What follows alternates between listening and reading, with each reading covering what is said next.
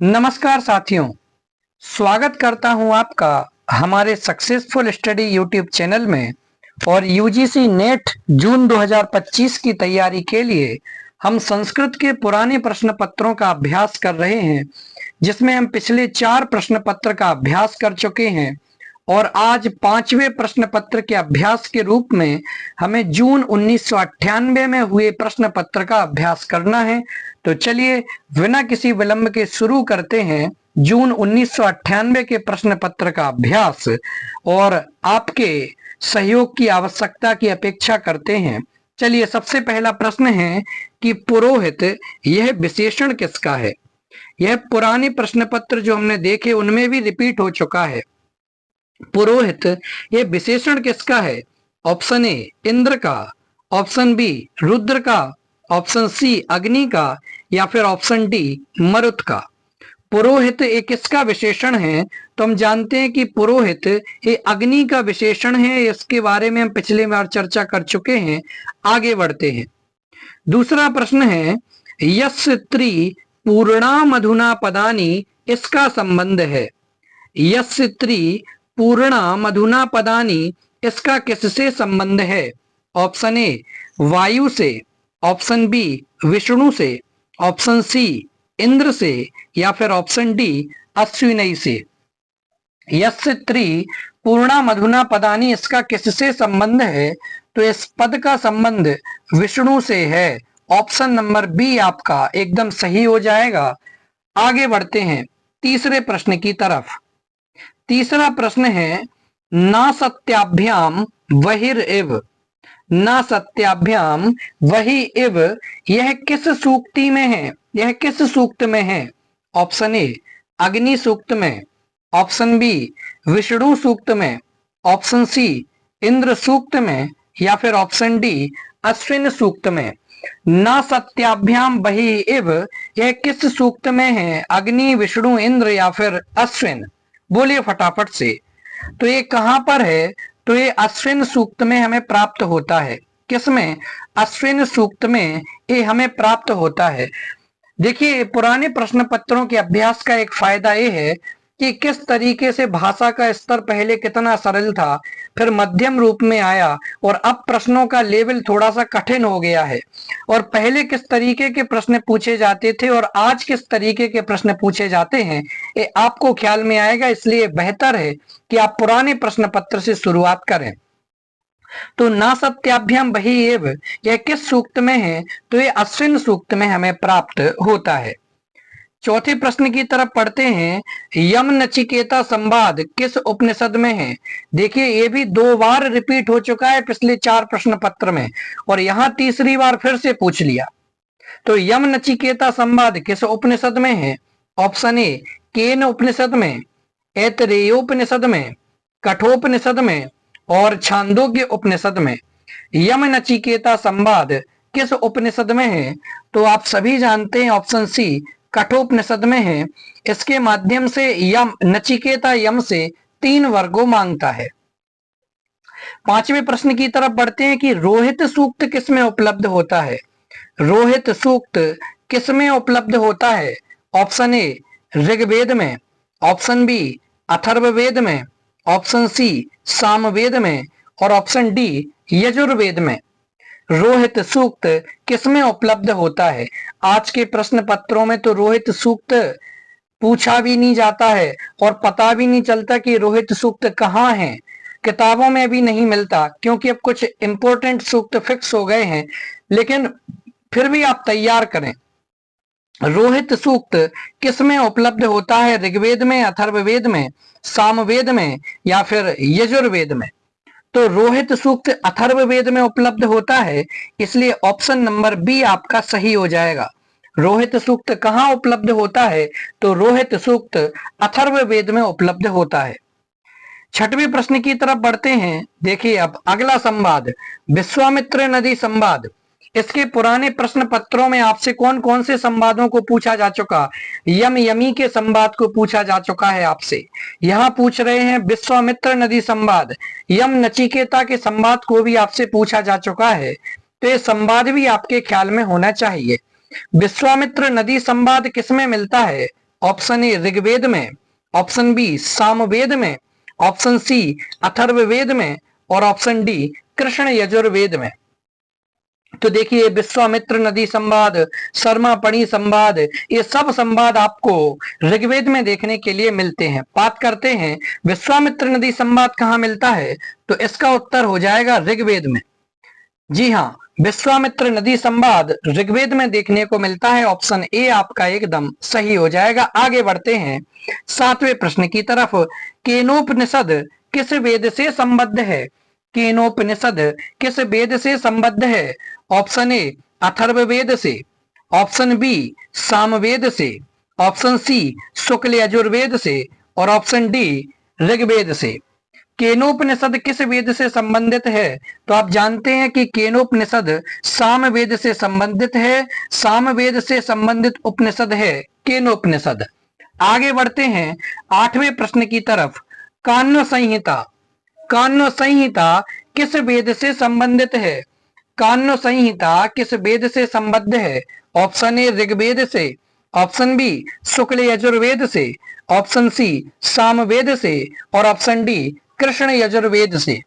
कान्व संहिता किस वेद से संबद्ध है? ऋग्वेद से, शुक्ल यजुर्वेद से, सामवेद से या फिर कृष्ण यजुर्वेद से? फटाफट से उत्तर दीजिए।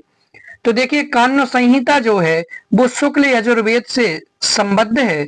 ऑप्शन नंबर बी आपका सही हो जाएगा। ठीक है ना। और कान्व संहिता का ही, ठीक है ना, एक और संहिता है शुक्ल यजुर्वेद की, दो संहिताएं हैं, माध्यन्दिन या वाजस्नेयी संहिता और दूसरी है कान्व संहिता। आगे बढ़ते हैं 9वें नंबर के प्रश्न की तरफ कि महीधर किस वेद के भाष्यकार हैं? महीधर किस वेद के भाष्यकार हैं? ऑप्शन ए अथर्ववेद के, ऑप्शन बी कृष्ण यजुर्वेद के, ऑप्शन सी शुक्ल यजुर्वेद के या फिर ऑप्शन डी सामवेद के। महीधर किस वेद के भाष्यकार हैं? तो देखिए महीधर शुक्ल यजुर्वेद के भाष्यकार हैं। महीधर के माध्यम से जिसका भाष्य किया गया है वो है शुक्ल यजुर्वेद। आगे बढ़ते हैं 10वें प्रश्न की तरफ। 10वां प्रश्न है कि ऋग्वेद के पद पाठकार कौन है? वे कौन है जिसके माध्यम से ऋग्वेद का पदपाठ किया गया है? बहुत इंपॉर्टेंट प्रश्न है और कई बार परीक्षाओं में पूछा जा चुका है। ऋग्वेद के पद पाठकार कौन है? Option A Sakalya, option B Atreya, option C Yaska या फिर ऑप्शन डी कात्यायन।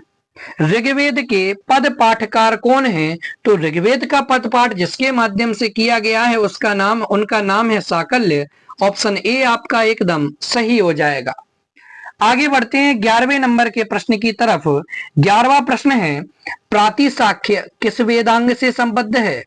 प्रातिशाख्य किस वेदांग से संबद्ध है?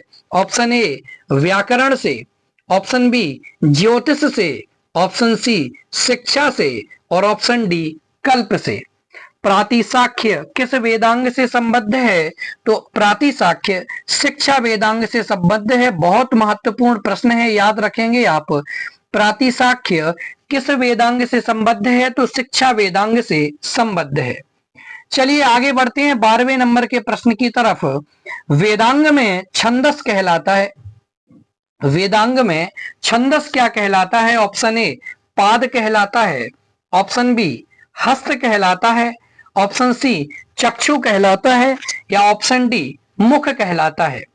वेदांग में छंदस कहलाता है तो आपने पढ़ा होगा छंदः पादौ तु वेदस्य, कि छंद तो क्या है? वेद पुरुष के पैर हैं। तो छंदः पादौ तु वेदस्य हस्तौ कल्पोथ पठ्यते व्याकरणम मुखम स्मृतम ज्योतिषामयनम चक्षु। ठीक है ना। व्याकरण को मुख कहा गया है। किसको? वेद पुरुष का मुख किसे कहा गया है? तो वेद पुरुष का मुख कहा गया है व्याकरण को। चक्षु किसे कहा गया है? तो ज्योतिष को कहा गया है चक्षु को। और पाद किसे कहा गया है? छंद को। और हस्त किसे कहा गया है? कल्प को। याद रखेंगे, ठीक है ना। तो वेदांग में छंदस क्या कहलाता है? तो वेद पुरुष का पैर छंद कहलाता है। आगे बढ़ते हैं 13वां प्रश्न है कि सत्कार्यवाद का एक साधक हेतु है। ये आपसे पिछले प्रश्न पत्र में भी पूछा था और यही पर फिर से रिपीट कर दिया गया। सत्कार्यवाद का एक साधक हेतु है ऑप्शन ए त्रैगुण्य विपर्यय, ऑप्शन बी उपलब्धि, ऑप्शन सी सर्वसंभवाभाव और ऑप्शन डी त्रैगुण्य। बोलिए, बहुत इंपॉर्टेंट प्रश्न है। और सत्कार्यवाद का एक साधक हेतु 5 हेतु हैं, आपसे कहीं ना कहीं पूछा जा सकता है। बोलिए, तो सत्कार्यवाद के कितने साधक हेतु हैं? 5 हैं। उनमें से यहाँ पर एक दिया गया है जो है सर्वसंभवाभाव। ऑप्शन नंबर सी आपका सही हो जाएगा कि सत्कार्यवाद का एक साधक हेतु कौन सा है, तो वो है सर्वसंभवाभाव। 14वें प्रश्न की तरफ बढ़ते हैं कि सांख्य मत के अनुसार आकाश किससे उत्पन्न होता है? बहुत अच्छा प्रश्न है। यूजीसी नेट में दर्शन से संबंधित प्रश्न बहुत अच्छे पूछे गए हैं। तो सांख्य मत के अनुसार आकाश किससे उत्पन्न होता है? ऑप्शन ए ईश्वर से, ऑप्शन बी अव्यक्त से, ऑप्शन डी अहंकार से और ऑप्शन सी अहंकार से और ऑप्शन डी शब्द तन्मात्र से। फटाफट से आंसर दीजिए। सांख्य मत के अनुसार आकाश किससे उत्पन्न होता है? तो आकाश शब्द तन्मात्र से उत्पन्न होता है। किससे?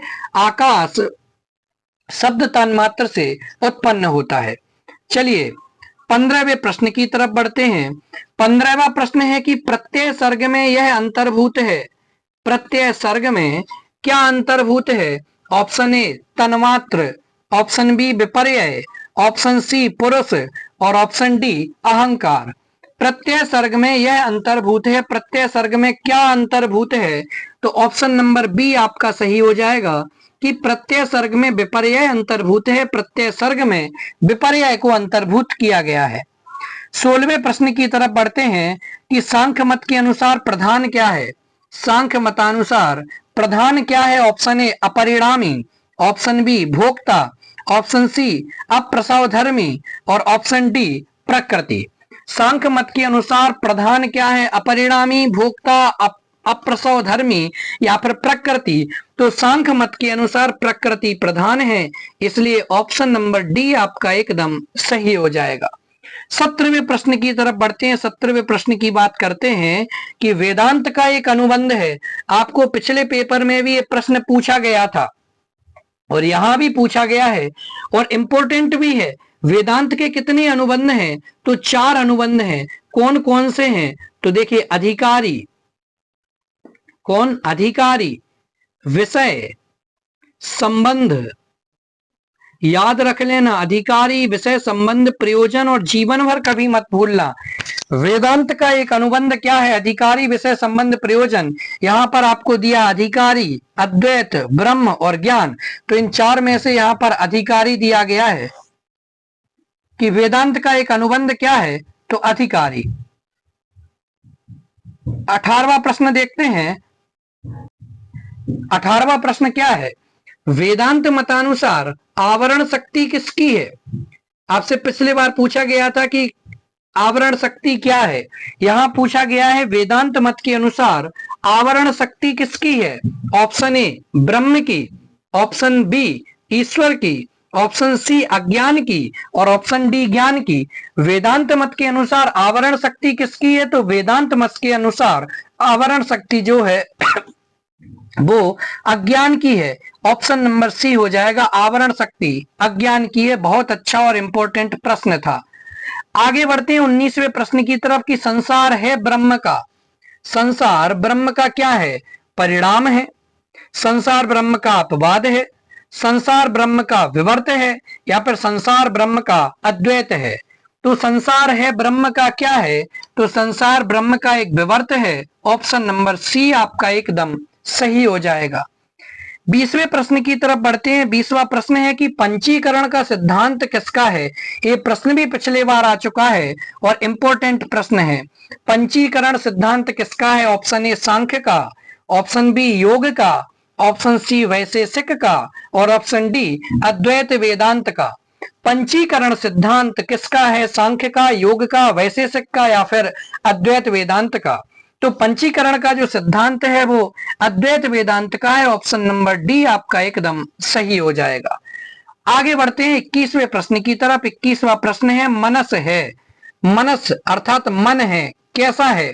सामान्य है, गुण है, द्रव्य है या फिर विशेष है? मनस क्या है? सामान्य, गुण, द्रव्य अथवा विशेष? तो ऑप्शन नंबर सी हो जाएगा कि मनस अथवा मन एक द्रव्य है। क्या है? द्रव्य है। 22वें प्रश्न की तरफ बढ़ते हैं। 22वां प्रश्न है कि समवाय इनके बीच होता है। बहुत अच्छा प्रश्न। समवाय इनके बीच होता है अर्थात समवाय किसके बीच होता है?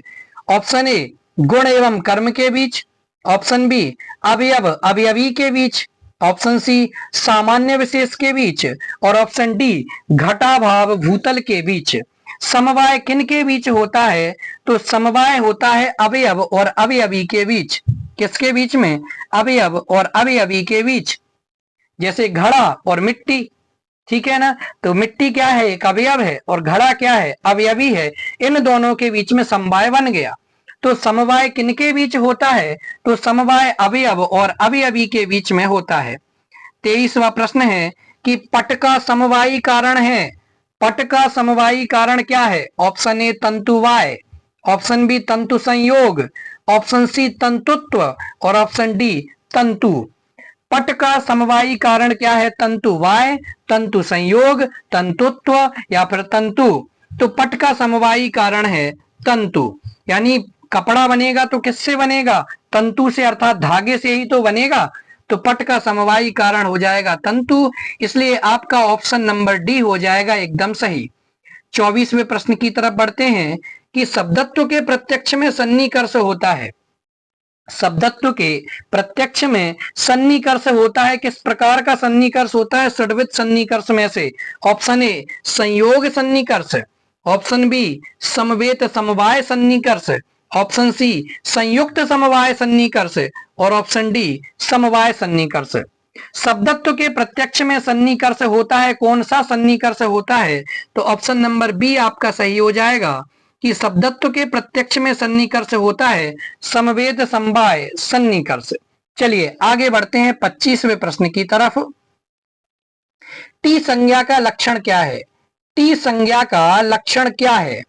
ऑप्शन ए परः सन्निकर्षः, ऑप्शन बी एकाल, ऑप्शन सी अचोन्त्यादि, ऑप्शन डी अदेंग। बोलिए टी संज्ञा का लक्षण क्या है? इस तरीके के प्रश्न भी पूछे जाते हैं। तो परः सन्निकर्षः संहिता, ठीक है ना। एकाल प्रत्यय चाकार अचोन्त्यादि ये आपका टी संज्ञा का लक्षण है और अदेंग गुण ये गुण संज्ञा है। तो आपसे टी संज्ञा पूछा गया है कि अचोन्त्यादि टी, ठीक है ना। सेकंड लास्ट वर्ण आपका टी संज्ञा। चलिए आगे बढ़ते हैं। 26वां प्रश्न है कि इसमें प्रग्रह्य संज्ञक क्या है? इसमें प्रग्रह्य संज्ञक क्या है? ऑप्शन ए पचेते, ऑप्शन बी सेवते, ऑप्शन सी विमति और ऑप्शन डी नदी।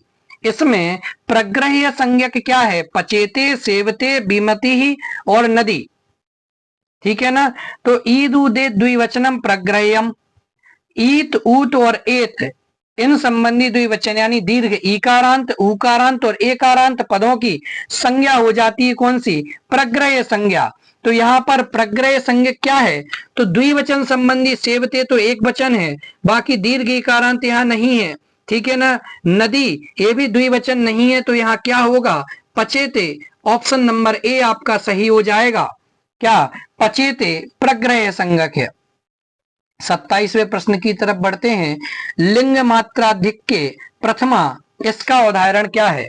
लिंग मात्र की अधिकता में प्रथमा विभक्ति हो जाती है, इसका उदाहरण क्या है? ऑप्शन ए एकः द्वौ बहवः, ऑप्शन बी द्रोणो व्रीहि, ऑप्शन सी तटः तटी तटम और ऑप्शन डी श्री कृष्ण ज्ञानम। लिंग मात्राधिक्य प्रथमा, इसका उदाहरण है। बोलिए कि लिंग मात्र की अधिकता में प्रथमा विभक्ति हो जाती है, इसका उदाहरण क्या है? ठीक है ना। तो देखिए जैसे तट शब्द है ये तीनों लिंगों में चलता है, ठीक है ना। तो तटः तटी तटम, ऑप्शन नंबर सी आपका एकदम सही हो जाएगा, ठीक है ना। प्रातिपदिकार्थ, प्रातिपदिकार्थ लिंग परिमाण वचन मात्र प्रतिमा, यानी प्रातिपदिकार्थ मात्र में, लिंग मात्र में, परिमाण मात्र में और वचन मात्र में प्रथमा विभक्ति हो जाती है, ठीक है ना। चलिए आगे बढ़ते हैं 28वें प्रश्न की तरफ। इत्थम भूत लक्षणे इस सूत्र का उदाहरण है। इत्थम भूत लक्षणे इस सूत्र का उदाहरण क्या है? जब किसी चिन्ह विशेष के माध्यम से किसी की पहचान हो जाती है तो वहां पर तृतीय विभक्ति का प्रयोग होता है, ठीक है ना। और लक्षण में ऑप्शन ए मुखेन त्रिलोचनः, ऑप्शन बी जटाभि तापसः, ऑप्शन सी पादेन गच्छति और ऑप्शन डी प्रकृत्या शोभना। तो ऑप्शन बी आपका सही होगा, क्योंकि जटाओं के माध्यम से तापस ज्ञात हो रहा है, तपस्वी का ज्ञान हो रहा है, इसलिए ऑप्शन बी आपका एकदम सही होगा। 29वें प्रश्न की तरफ बढ़ते हैं कि अभिव्यापक आधार का उदाहरण है। अभिव्यापक आधार का उदाहरण है। आधार कितने प्रकार का होता है? तो आधार 3 प्रकार का होता है, ठीक है ना। औपश्लेषिक आधार, वैशेषिक आधार और अभिव्यापक आधार। तो अभिव्यापक आधार का उदाहरण क्या है? ऑप्शन ए कटे आस्ते, चटाई पर बैठता है, ऑप्शन बी केशेषु गृहीतः, ऑप्शन सी तिलेषु तैलम और ऑप्शन डी गुरौ भक्ति। तो अभिव्यापक क्या है? तो देखिए तिल में तेल, ऐसा कौन सा तिल का हिस्सा है जहां पर तेल व्याप्त नहीं है? अर्थात संपूर्ण तिल में तेल ही तेल व्याप्त है, इसलिए ऑप्शन सी सही हो जाएगा कि तिलेषु तैलम, तिल में तेल व्याप्त है। 30वां प्रश्न देखते हैं। आरात के योग में विभक्ति होती है। आरात के योग में कौन सी विभक्ति होती है? आरात, दूर और समीप, इसके योग में कौन सी विभक्ति होती है? ऑप्शन ए तृतीया विभक्ति, ऑप्शन बी द्वितीया विभक्ति, ऑप्शन सी चतुर्थी विभक्ति और ऑप्शन डी पंचमी विभक्ति। आरात के योग में कौन सी विभक्ति होती है? तो ये पंचमी विभक्ति होती है। सूत्र है आपका अन्य आराध तरते दिक् शब्दांच उत्तर पद जाहि युक्ते, ठीक है ना। तो ये सूत्र के माध्यम से कौन सी विभक्ति हो जाएगी? अन्न, आरात, तर, दिक् शब्द मानी दिशावाचक शब्द, ठीक है ना। तो इन सभी में पंचमी विभक्ति हो जाती है। ऑप्शन नंबर डी आपका एकदम सही हो जाएगा। 31वें प्रश्न की तरफ बढ़ते हैं। 31वां प्रश्न है कि सत्रणम यहाँ समास किस अर्थ में है? सत्रणम यहाँ समास किस अर्थ में है? आप जानते हैं कि ये अव्ययी भाव समास है। सत्रणम अव्ययी भाव समास है, और जब आप पूरा सूत्र पढ़ेंगे, अव्ययम विभक्ति समीप समृद्धि वैद्यर्था भावात्या संप्रति शब्द प्रादुर्भाव पश्चात यथानुपूर्व साकल्य शब्द पश्चात साकल्य योग पद्य साकल्यांत वचनेसु, इस तरीके से एक सूत्र है। तो वहां पर भी साकल्य और अंत वचन, ठीक है ना। तो यहां पर भी साकल्य अर्थ में ये होगा। 31वां प्रश्न, ठीक है ना। सत्रणम यहाँ समास किस अर्थ में है? तो यहाँ समास साकल्य अर्थ में। पहले ऑप्शन देखते हैं, समीप अर्थ में, साकल्य अर्थ में, समृद्धि अर्थ में या फिर विभक्ति अर्थ में। तो साकल्य यहाँ है, साकल्य यानी सब कुछ छोड़ देने के अर्थ में। सत्रणम इसका विग्रह क्या होगा? तृणम अपि, ठीक है ना। तृणम अपि अपरित्यज्य, तृण को भी छोड़े बिना। तो संपूर्ण अर्थ में यानी तिनका भी नहीं छोड़ता है। सत्रणम तृण से युक्त, तृणम अपि अपरित्यज्य, तो साकल्य के अर्थ में, संपूर्णता के अर्थ में यहाँ समास है। बहुत अच्छा प्रश्न था। 32वां प्रश्न है भूतपूर्व, यहाँ समास विधायक सूत्र है। भूतपूर्व यहाँ पर समास विधायक सूत्र है। ऑप्शन ए प्राक कडारात समासः, ऑप्शन बी कुगति प्रादयः, ऑप्शन सी सहसुपा और ऑप्शन डी उपसर्जनम पूर्वम। तो यहाँ पर भूतपूर्व में कुगति प्रादयः यहाँ समास विधायक सूत्र है। सॉरी, सहसुपा, देखिए ऑप्शन सी आपका सही होगा, सहसुपा, ठीक है ना। यहाँ पर क्योंकि सुपसुपा समास है, सहसुपा, यहाँ पर ऑप्शन सी आपका सही होगा। 33वां प्रश्न है कि पश्च स्वर क्या है? पश्च स्वर है ऑप्शन ए, ऑप्शन बी ई, ऑप्शन सी आ और ऑप्शन डी दीर्घ आ। तो पश्च स्वर क्या है? तो देखिए ऑप्शन नंबर डी आपका सही होगा कि दीर्घ आ एक पश्च स्वर है। ऑप्शन नंबर डी आपका एकदम सही हो जाएगा। आगे बढ़ते हैं 34वें प्रश्न की तरफ की विभक्ति प्रधान भाषा है। विभक्ति प्रधान भाषा कौन सी है? ऑप्शन ए संस्कृत, तुर्की, द्रविड़ और चीनी। विभक्ति प्रधान भाषा कौन सी? आप सभी जानते हैं कि विभक्ति प्रधान भाषा तो केवल संस्कृत है। ऑप्शन ए एकदम सही हो जाएगा। 35वें प्रश्न की तरफ बढ़ते हैं। तालव्यीकरण का नियम किसमें लागू होता है? तालव्यीकरण का नियम किसमें लागू होता है? ऑप्शन ए चकार में, ऑप्शन बी बभूव में, ऑप्शन सी तस्थौ में, या ऑप्शन डी पपात में। तालव्यीकरण का नियम किसमें लागू होता है? चकार में, बभूव में, तस्थौ में, या फिर पपात में। तो यहाँ पर तालव्यीकरण का नियम लागू होता है चकार में। ऑप्शन ए आपका सही हो जाएगा। 36वां प्रश्न देखते हैं। यह संध्यक्षर पाली भाषा में नहीं है। यह संध्यक्षर पाली भाषा में नहीं है। ऑप्शन ए, ऑप्शन बी ओ, ऑप्शन सी आई, और ऑप्शन डी इनमें से कोई नहीं। तो कौन सा संधि अक्षर पाली भाषा में नहीं है?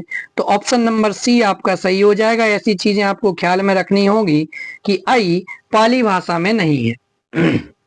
37वें प्रश्न की तरफ बढ़ते हैं। किम विहि मधुराणाम मंडनम नाकृतीनाम। ये भी एक बार पूछा जा चुका है पिछले प्रश्न पत्र में। ये सूक्ति किसमें है? ऑप्शन ए उत्तर रामचरितम में, मालती माधवम में, अभिज्ञान शाकुंतलम में, या विक्रम उर्वशीयम में। तो आप सभी को पता है कि अभिज्ञान शाकुंतलम में है, क्योंकि ये पुराने प्रश्न पत्रों में भी एक दो बार पूछा जा चुका है। 38वें प्रश्न की तरफ बढ़ते हैं। रैवतक पर्वत का वर्णन किसमें है? बहुत अच्छा प्रश्न है। रैवतक पर्वत का वर्णन कहां पर है? ऑप्शन ए कुमार संभव में, ऑप्शन बी शिशुपाल वध में, ऑप्शन सी नैषधीय चरित में, या फिर ऑप्शन डी किरातार्जुनीय में। रैवतक पर्वत का वर्णन कहाँ है? तो देखिए शिशुपाल वध में रैवतक पर्वत का वर्णन है।